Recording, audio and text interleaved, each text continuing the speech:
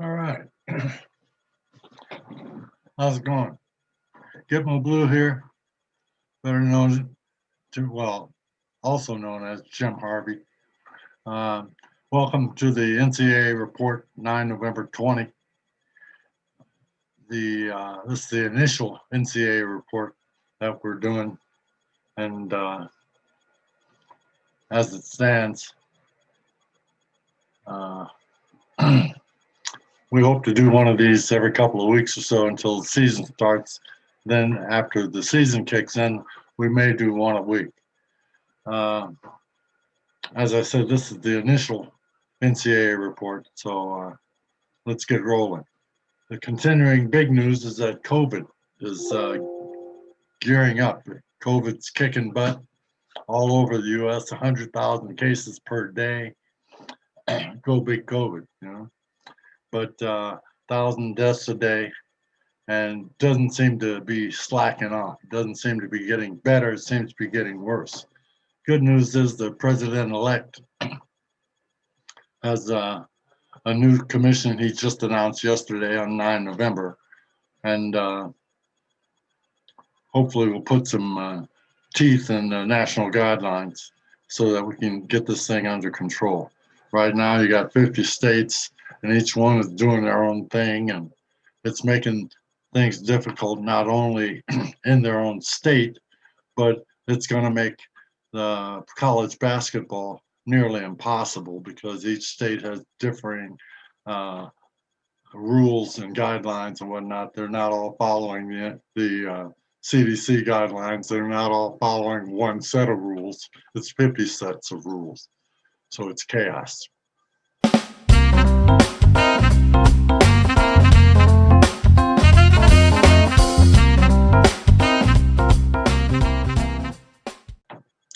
As it stands, no college team will be able to string together more than 2 or 3 games at a time. Teams want to penalize states playing in bubbles in other states, instituting isolations from as low as 10 days to as much as 21 days, depending upon the state. That bodes well for states that have a lot of Division I teams in their borders, but the states that only have 2 or 3 Division I teams, that's going to make it really difficult for those teams to get any games strung together, whether it's in a bubble or out, because it doesn't seem to matter whether they're playing in a bubble or not. These states are still going to penalize the team when they return home.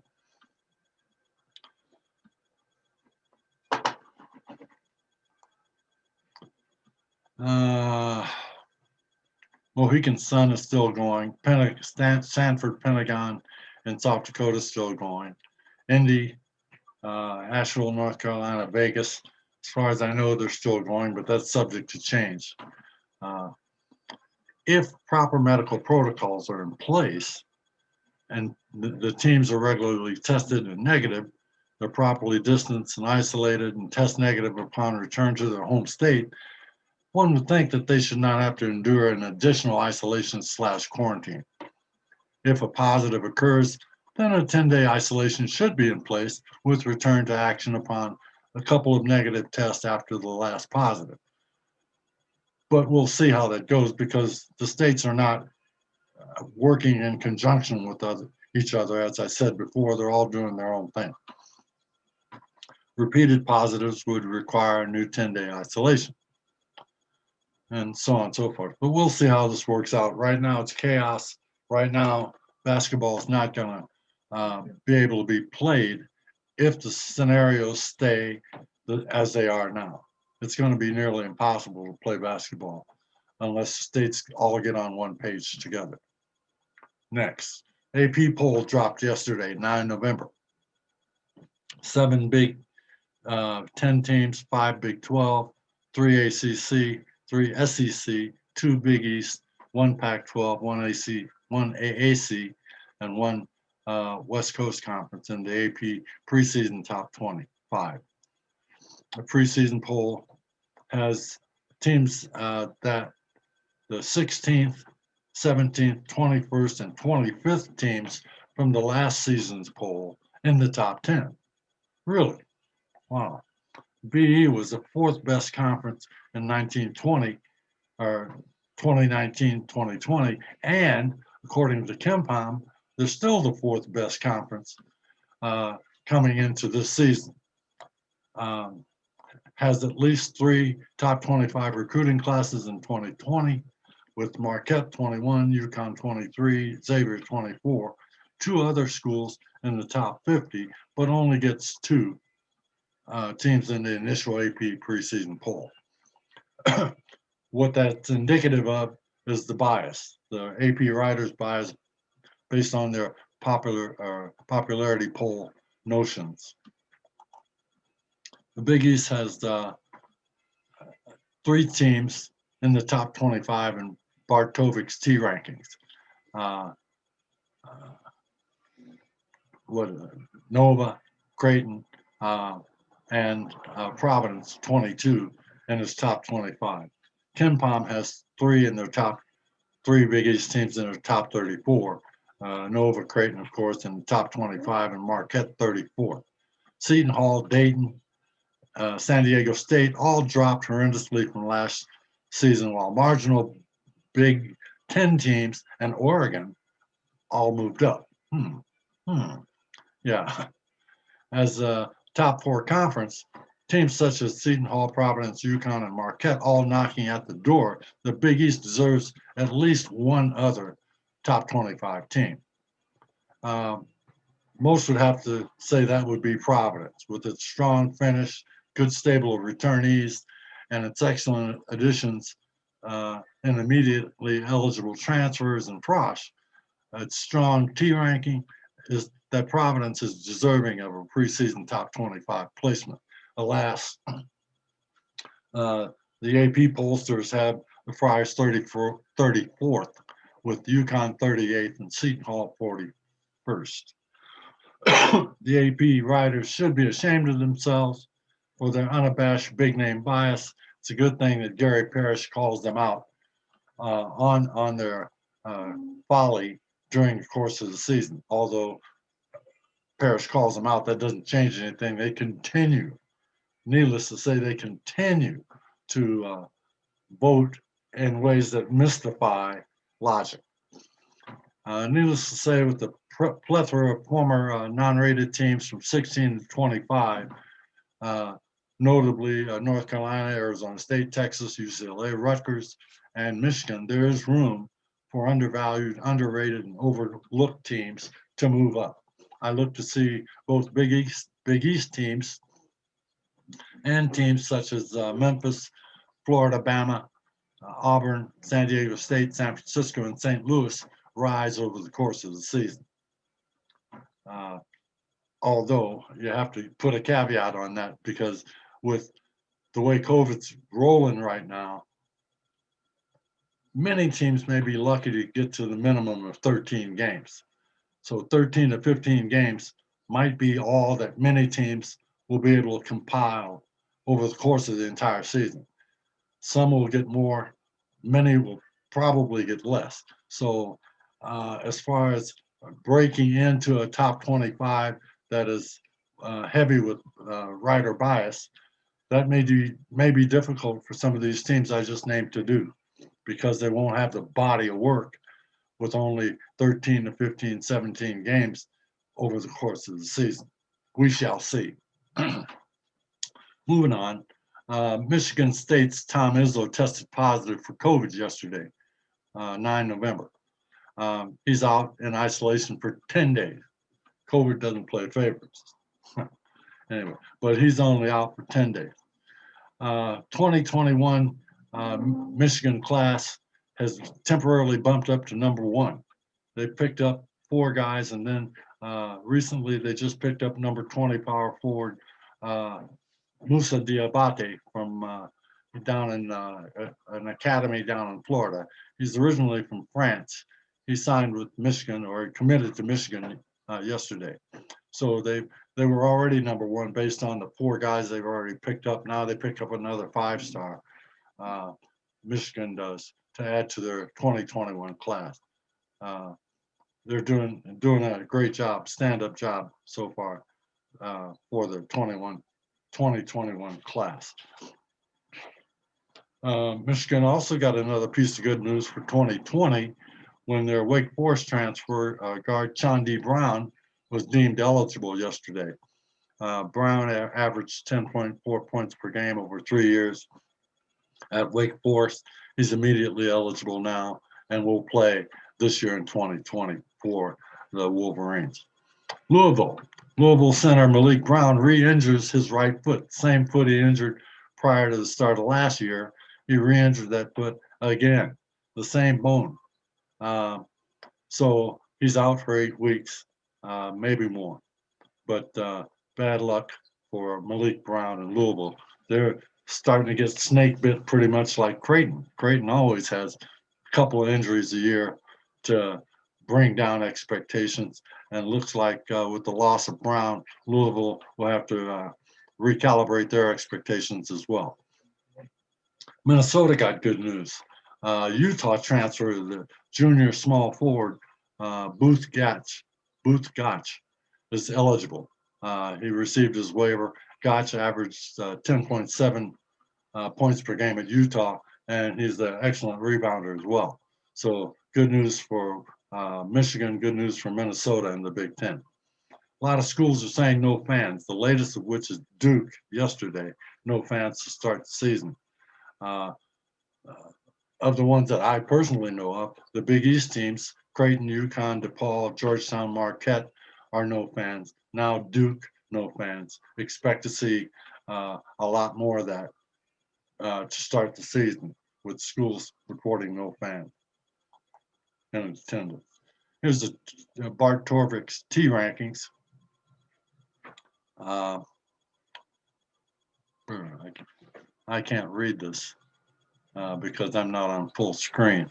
But Bart Torvik's T rankings, I only put the top 25. Providence in there at 22.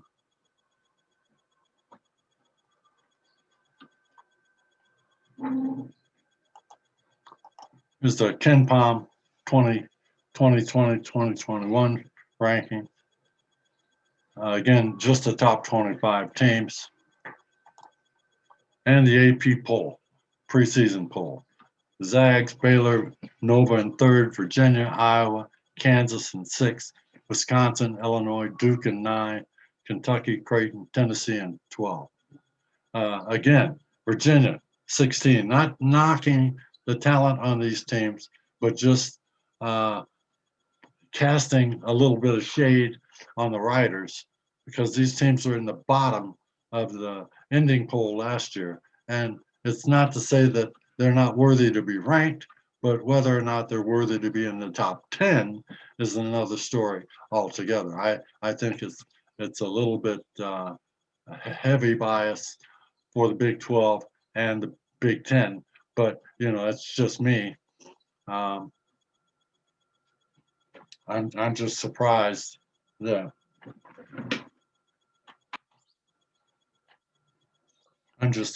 these teams are getting that much love.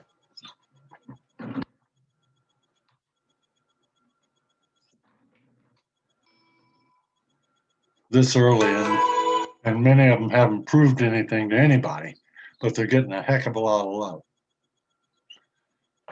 Hold on for a second. Let me turn on another light here.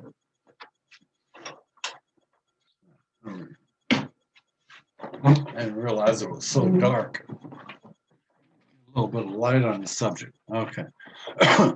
Yeah, that's the top 12, Tennessee. My questions fall, the overwhelming love for Wisconsin, Illinois, and Iowa. Iowa, though, has everybody coming back and has the big guy in the middle. Virginia, everybody's banking on, even though they lost a lot offensively, everybody's banking on their defense. But particularly calling into question the Wisconsin, Illinois bit. I think that's a lot of projection, and here up to now, nothing to back that up. But 7 Big 10 teams in the top 25, I think, is a bit much, especially when the fourth rated conference, the Big East, only got 2, and the third and fifth got 3. So I wouldn't, it wouldn't, I don't think it wouldn't be unfair to say like a Rutgers or a Michigan who are down at the bottom and who were no rated big time, or UCLA who was no rated, or Texas, Arizona State who were no rated, North Carolina. These teams from 16 on down drop 1 or 2 of those and add in 1 or 2 Big Ten team, Big East teams, or another team like Memphis or Florida, or God forbid, even St. Louis, you know. But Providence, I think, deserves to be ranked, and Memphis, I think, deserves to be ranked. Florida, San Diego State, that's I don't know, but St. Louis is expected to be very, very good, and it wouldn't stretch the imagination to have them at 24, 25. Providence at 17 or 18, something like that. Memphis in the mid 20s, you know. Looking at the second half of the poll, Michigan State at 13, Texas Tech, West Virginia 15, a Creighton opponent coming up. North Carolina, Houston at 17, Arizona State, Texas at 19, Oregon at 20. Florida State dropped all the way down to 21st. Wow. UCLA, Ohio State 23, Rutgers 24, Michigan 25. It's a hell of a lot of big 10 teams, and these last 3 could easily have been omitted in favor of other deserving teams.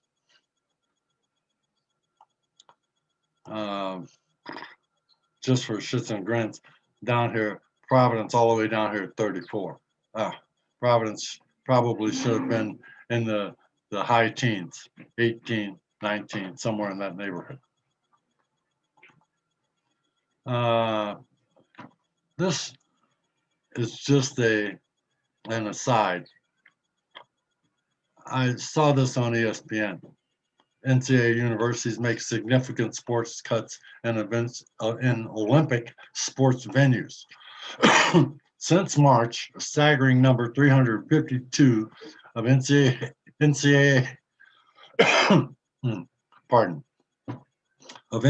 sports programs have been cut, and the vast majority have been Olympic sports. The most common reason cited: budget shortcuts or budget shortfalls due to the coronavirus pandemic. And there's the link. Granted, most Olympic sports are not money makers. There are some, you know, that make money for a given university, and it's not always the same sport for each university. You know, out east, lacrosse may make money for Johns Hopkins or Maryland or Virginia or whoever those lacrosse playing teams. Baseball may make money for some and not for others. Swimming probably doesn't make money, but it's an Olympic sport. Most of the sports that have been cut, and the article goes in detail listing the various and assorted sports that have been cut, and the numbers of them, the numbers of men sports, women's sports, and the total for, say, lacrosse, baseball, swimming, track and field, so on and so forth. Does a good job of detailing it out. This is significant because most of our Olympic athletes come from universities and come from these sports venues. So by cutting these sports venues, universities, for the sake of saving a buck, are crippling the USA Olympic effort, or will be crippling the USA Olympic effort, because all these kids will not have significant competition. They will not have training unless they do it on their own or in some commercial venue where they have to pay to train, or pay to be in attendance and work out and this, that, and the other. Something has to be done about this.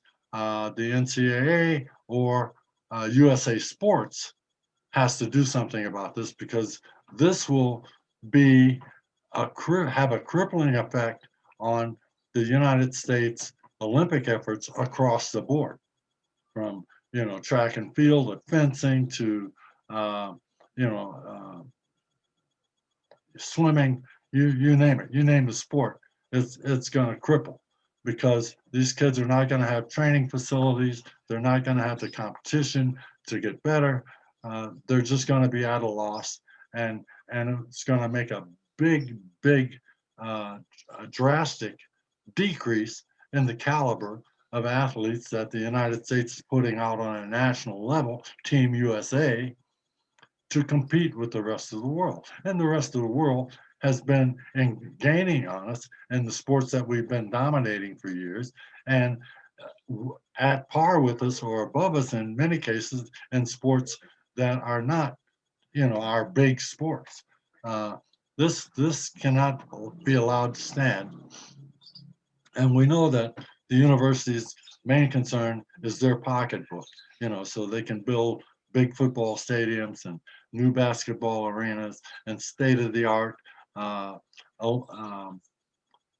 training facilities and dorms and whatnot with all the latest perks for their big time players. But this is serious. This is going to cripple the United States if this is allowed to stand. Uh, USA Sports has got to do something.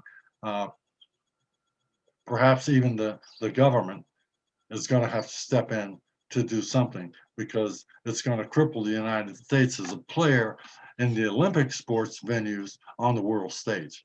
And that cannot be allowed to stand. Uh, the universities are only thinking about themselves and their wallets.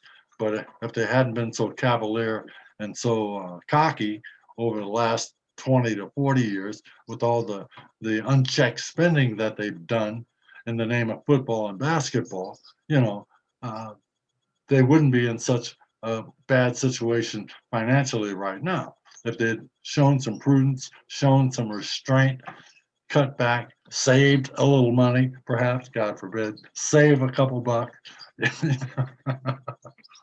Yeah, sure. You tell them that in Texas when they build Friday night lights stadiums that cost 50 to $100 million just for high school basketball. But that's another story.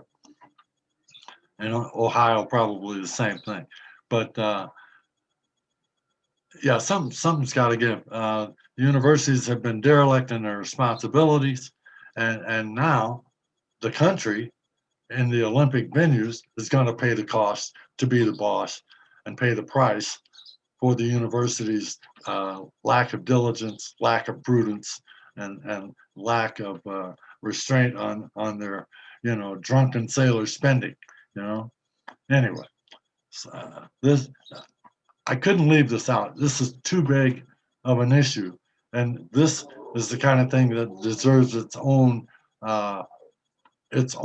report. And I think that will be one of the things I'll be looking at, is to do a separate report, either in Sports Watch or one of my other lines here, to do a report just on this, because this is big, it's significant, and it's impactful across the board for United States Olympic efforts and sports, and it has the significance to be an ongoing, long-standing problem. It's a big issue, and I look to hopefully do a little bit more on this. A special report in Sports Watch or something, and we'll keep an eye on this. Anyway, that pretty much concludes what I got for this initial NCAA report. As I said, we'll probably crank out one of these every couple of weeks till the season starts, and then hopefully after the season starts, one a week, along with scores and stuff like that, and some breakout of the goings on week to week as the season progresses.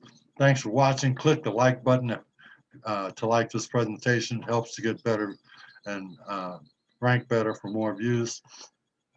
subscribe, click the bell for notification of new stuff. Donate via PayPal, Cash App, and Patreon to help sustain this channel, Blue Notes Basketball 365 on YouTube, and the blog BlueNotes2.com over at the blog itself. So I appreciate your help. I appreciate your watching. Stay tuned. Be cranking out another program or two here this week as well. Stay safe, wear your mask, wash your hands, social distance, take the shot when Pfizer and whoever else, whichever other company finally releases it. Hopefully,